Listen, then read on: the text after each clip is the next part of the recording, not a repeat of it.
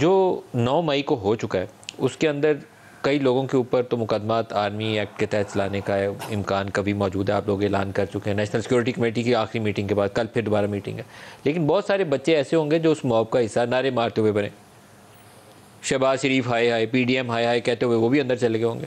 اب اگر ان کا پلاننگ میں یا جلاؤ گھراؤ میں یا توڑ پھوڑ میں براہ راست عمل دخل نہیں ہے تو ان کے ساتھ تو کچھ نرمی ہونی چاہیے، منصوبہ سازی یا آگ لگانے والے کے ساتھ تو اور سلوک ہوگا۔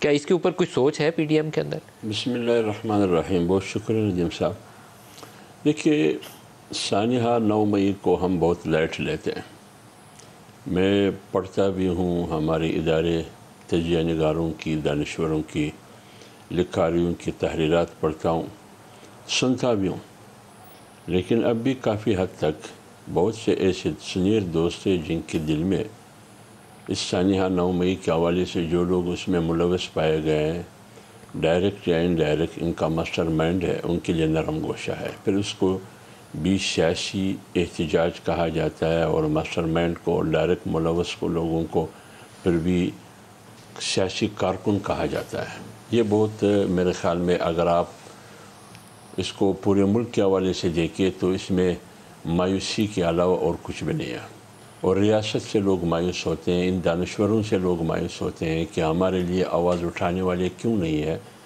مثلا اگر زیارت ریزیڈنسی پہ حملہ ہوتا ہے جناح صاحب کی، وہاں حملے کو دہشت گردی کہا جاتا ہے اور حملہ آوروں کو دہشت گرد کہا جاتا ہے، اس وقت تک ان کا پیچھا کیا جاتا ہے جب تک ان کی لاشیں قوم کے سامنے وہ نہ لائے۔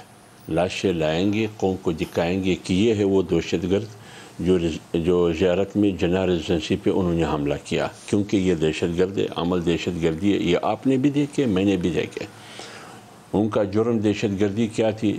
زیارت میں جناح صاحب ریزیڈنسی پہ حملہ اور ان کو جلانا۔ اب وہی جناح ہاؤس ہے لیکن لاہور میں ہے۔ جلایا کس نے؟ حملہ کس نے کیا؟ اس کے پیچھے پلان کس کی تھی؟ عمران خان کی۔ لوگ کون تھے؟ پی ٹی آئی کے۔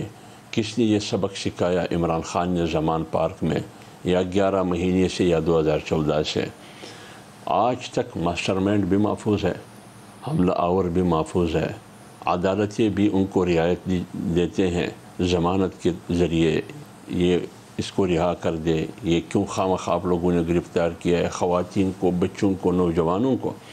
تو جب یہاں کی باری آتی ہے پھر بچے بن جاتے ہیں، پھر نوجوان بن جاتے ہیں، پھر مظلوم بن جاتے ہیں۔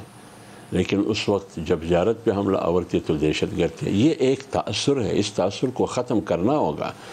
ہم نے اسٹریٹ اوے یہ کہنا ہوگا کہ جو لوگ ڈائریکٹ انڈائریکٹ بشمول عمران خان ملوث تھے ان حملوں میں، اور یہ صاف کہنا ہوگا کہ یہ حملہ ایک بلڈنگ پر نہیں تھا، بلکہ یہ حملہ ڈائریکٹ ریاست پر اور ریاستی تنصیبات پہ حملہ تھا۔ آپ عمران خان کا کیس بھی آرمی ایکٹ میں لانا چاہتے ہیں؟ میں بالکل چاہتا ہوں۔ آپ چاہتے ہیں؟ بالکل یہ پی ڈی ایم چاہتی ہے؟ میں پی ڈی ایم کا ترجمان ہوں۔ فیصلہ قومی سلامتی کمیٹی کا بھی ہے، فیصلہ پارلیمنٹ کی قرارداد کا بھی ہے، فیصلہ کابینٹ کا بھی ہے۔ آرمی ایکٹ آج کا نہیں ہے، 1952 کا ہے۔ اس کے نیچے لیکن آپ عمران کا مقدمہ چاہنا چاہتے ہیں؟ میں اس لیے کہتا ہوں کہ عمران خان کی حکومت میں 24 افراد، 24 نوجوانوں کی کیس آرمی ایکٹ کے تحت چلایا گیا، اور انہوں نے کسی کا بھی نہیں سنا، نہ کسی کی آواز سنی انہوں نے عمران خان نے۔ کیوں؟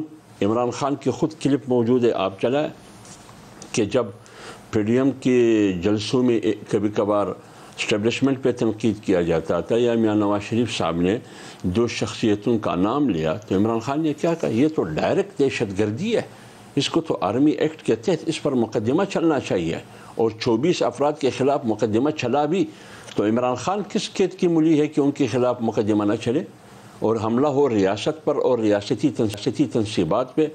دیکھیں، عمران خان نے جیسی حکومت سے وہ فارغ ہوئے، انہوں نے لڑائی شروع کی اداروں کے ساتھ، خواہ وہ عدالت ہو، خواہ وہ اسٹیبلشمنٹ ہو یا فوجی ادارہ ہو۔ اس بار ان کی لڑائی اسٹیبلشمنٹ سے نہیں تھی، اس کی لڑائی کسی اور ادارے سے نہیں تھی، ڈائریکٹ انہوں نے لڑائی لڑی ریاست کے ساتھ۔ اور جب آپ ریاست کے ساتھ لڑائی لڑتے ہیں تو 2 باتیں آ گئی سامنے۔ ایک طرف عمران خان کے پیروکاروں کے لیے ریڈ لائن عمران خان ہے، میں اور آپ اور 24 کروڑ عوام کے لیے ریڈ لائن پاکستان ہے۔ اب ہم نے یہ فیصلہ کرنا ہوگا کہ ہمارے لیے ریڈ لائن پاکستان ہے یا عمران خان ہے۔ میرے لیے، فوجی ادارے کے لیے، عدالت کے لیے، حکومت کے لیے، پی ڈی ایم کے لیے ریڈ لائن پاکستان ہے تو پھر سیاست ہوگی، حکومت ہوگی، ورنہ نہیں ہوگی۔